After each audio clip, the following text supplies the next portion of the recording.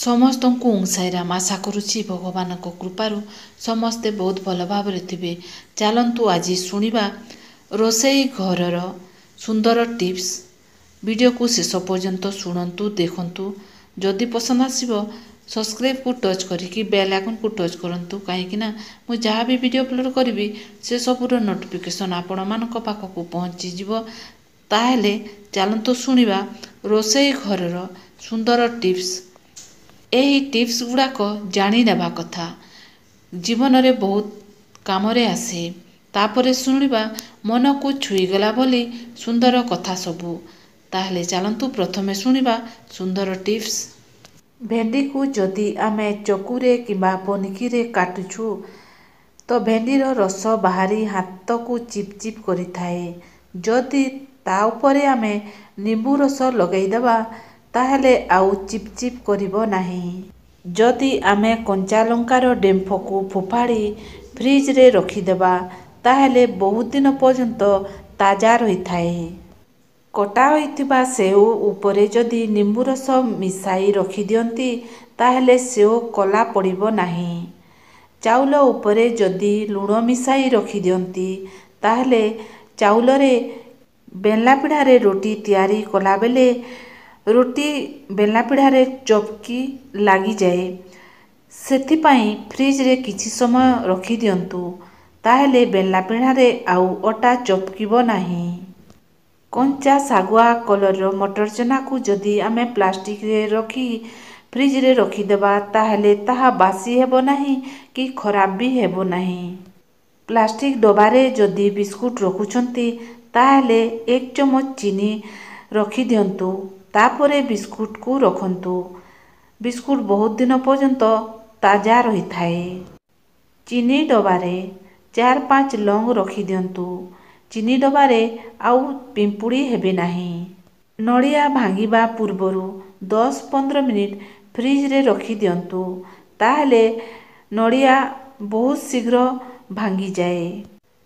ମାସକରେ 2 ମାସରେ ଥରେ ଚାଉଳ ପେଷୁଥିବା ମସଲା ପିସା ହେଉଥିବା ଗ୍ରାଇଣ୍ଡରରେ ଲୁଣ ମିଶାଇ ଗ୍ରାଇଣ୍ଡିଂ କରିଦେଲେ ଗ୍ରାଇଣ୍ଡର ବହୁତ ଦିନ ପର୍ଯ୍ୟନ୍ତ ଖରାପ ହୁଏ ନାହିଁ। ଘିଅକୁ ଯଦି ଗରମ କରୁଛନ୍ତି ଆଉ ତାହା ପୋଡ଼ିଯାଏ ତାହେଲେ କିଛି ଆଲୁ କାଟିକି ତା ଉପରେ ମିଲାଇ ଦିଅନ୍ତୁ, ଘିଅ ସଫା ହୋଇଯିବ। ବାଦାମକୁ ଯଦି 10-15 ମିନିଟ୍ ଗରମ ପାଣିରେ ଭିଜାଇ ରଖନ୍ତି ତାହେଲେ ବହୁତ ଶୀଘ୍ର ତାର ଖୋଳପା ସବୁ ବାହାରି ପଡ଼ିବ। ଚାଲନ୍ତୁ ଏବେ ଶୁଣିବା ମନକୁ ଛୁଇଁଗଲା ଭଳି ସୁନ୍ଦର କଥା ସବୁ। ଯେଉଁମାନେ ସମ୍ପର୍କ ରଖିବାକୁ ଚାହାନ୍ତି ସେମାନେ ତୁମ ବଡ଼ ବଡ଼ ଭୁଲକୁ ବି କ୍ଷମା କରିଦିଅନ୍ତି। ଆଉ ଯେଉଁମାନେ ତୁମ ସହିତ ସମ୍ପର୍କ ରଖିବାକୁ ଚାହାନ୍ତିନି ସେମାନେ ତୁମ ଠିକ୍ କଥାରୁ ବି ଭୁଲ ବାହାର କରନ୍ତି। ଯେତେବେଳେ କଷ୍ଟ ସହିବାର ଅଭ୍ୟାସ ହୋଇଯାଏ ସେତେବେଳେ ଆଖିରୁ ଲୁହ ଝରିବା ବି ଆପେ ଆପେ ବନ୍ଦ ହୋଇଯାଏ। ଜୀବନରେ କେବେ ବି କାହା ପାଇଁ କାନ୍ଦିବନି, କାରଣ ସେ ତୁମ ଲୁହ ପାଇଁ ଯୋଗ୍ୟ ନୁହେଁ। ଆଉ ଯିଏ ତୁମ ଲୁହ ପାଇଁ ଯୋଗ୍ୟ ସେ ତୁମକୁ କେବେ କାନ୍ଦିବାକୁ ଦେବନି। ଏକାକୀ ପରିଶ୍ରମ କରନ୍ତୁ, ତୁମର ସଫଳତା ଏକ ଚମତ୍କାର ଭାବେ ଦୃଶ୍ୟମାନ ହେବ। ସର୍ବୋତ୍ତମ ଦିନ ପାଇଁ ଖରାପ ଦିନ ବିରୁଦ୍ଧରେ ଲଢ଼େଇ କରିବାକୁ ପଡ଼ିଥାଏ। କଠିନ ପରିଶ୍ରମ ହେଉଛି ଏକ ସୁବର୍ଣ୍ଣ ଚାବି, ଯାହା ବନ୍ଦ ଭାଗ୍ୟର ଦ୍ୱାର ଖୋଲିଥାଏ। ଜୀବନରେ ଯଦି ଶାନ୍ତିରେ ରହିବାକୁ ଚାହୁଁଛ ତେବେ ଗୋଟେ କଥା ମନେରଖ, କେବେ କାହାକୁ ନିଜ ଜୀବନଠୁ ଅଧିକ ଭଲ ପାଆନ୍ତୁ ନାହିଁ। ପଥରର ଗୋଟିଏ ଗୁଣ ତାର ଦୁର୍ବଳତା ଯେ ସେ କେବେ ତରଳେ ନାହିଁ, କିନ୍ତୁ ଗୋଟିଏ ଗୁଣ ଉତ୍ତମ ଯେ ସେ କେବେ ବଦଳେ ନାହିଁ। କିନ୍ତୁ ମଣିଷ ପଥରଠୁ ବି ଭୟଙ୍କର, ତରଳି ଯାଏ ବି ଆଉ ବଦଳି ଯାଏ ବି। ପାଣି ନିଜର ସମ୍ପୂର୍ଣ୍ଣ ଜୀବନ ଦେଇ ବୃକ୍ଷକୁ ବଡ଼ କରିଥାଏ।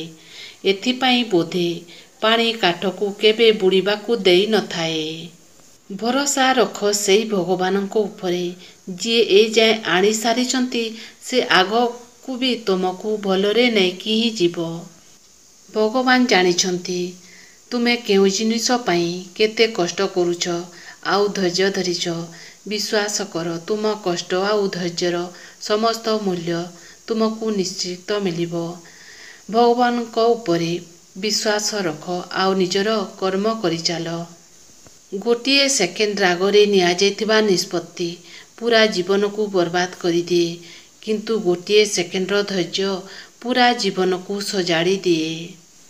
ଜୀବନରେ ଆସୁଥିବା ପ୍ରତ୍ୟେକ ଝଡ଼ ଜୀବନକୁ ନଷ୍ଟ କରିବାକୁ ଆସିନଥାଏ। କିଛି ଜୀବନ ରାସ୍ତାକୁ ସଫା କରିବାକୁ ବି ଆସିଥାଏ। ନିର୍ଭୟରେ ଏହାକୁ ସାମ୍ନା କରି ଚାଲନ୍ତୁ। ଜଣେ ପୁରୁଷ ତା ସ୍ତ୍ରୀଠାରୁ 3ଟି ଜିନିଷରେ ଅଧିକ ହେବା ଉଚିତ: ବୟସ, ଜ୍ଞାନ ଆଉ ଧନ। ଜଣେ ସ୍ତ୍ରୀ ତା ସ୍ୱାମୀଠାରୁ 5ଟି ଜିନିଷରେ ଅଧିକ ହେବା ଉଚିତ: ଧୈର୍ଯ୍ୟ, ସ୍ପଷ୍ଟତା, ଭଲ ପାଇବା, ବୁଦ୍ଧିମତ୍ତା, ପ୍ରାର୍ଥନା ବା ଈଶ୍ୱର ବିଶ୍ୱାସୀ। ସ୍ୱାମୀ ଏବଂ ସ୍ତ୍ରୀ ଦୁଇଜଣ 3ଟି ଜିନିଷରେ ସମାନ ହେବା ଉଚିତ: ବୁଝାମଣା, ସହନଶକ୍ତି, ପରସ୍ପର ସମାନ। ପୋଖରୀରେ ଯେପରି ଗୋଟିଏ ମଲା ମାଛ ରହିଲେ ଅନ୍ୟ ମାଛମାନେ ରୋଗରେ ପଡ଼ନ୍ତି, ଠିକ୍ ସେହିପରି ପରିବାର ଭିତରେ ଜଣେ ଖରାପ ଲୋକ ରହିଲେ ପୂରା ପରିବାର ସମାଜ ଆଗରେ ବଦନାମ ହୋଇଯାଏ। ନିଜକୁ ସବୁବେଳେ ଶାନ୍ତ ରଖିବାକୁ ଚେଷ୍ଟା କର, କାହିଁକି ନା ଲୁହ ଥଣ୍ଡା ଥିବା ଅବସ୍ଥାରେ ଅଧିକ ମଜବୁତ ହୋଇଥାଏ। ଗରମ ହେବା ପରେ ତ ତାକୁ ଯେକୌଣସି ଆକାରର ରୂପ ଦିଆଯାଇପାରେ।